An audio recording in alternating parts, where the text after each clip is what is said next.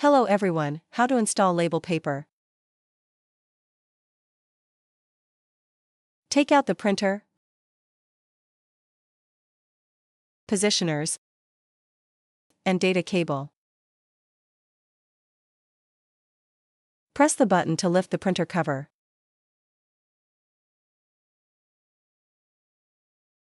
Insert the first positioner.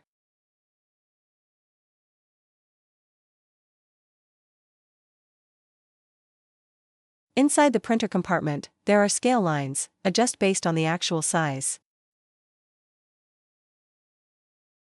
Insert the second positioner.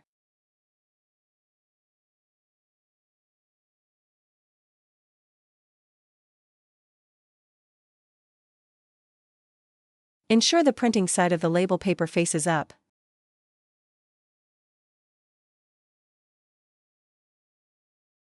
Then load it into the machine. Close the cover. Press and hold the power button for about 3 seconds to turn on the printer.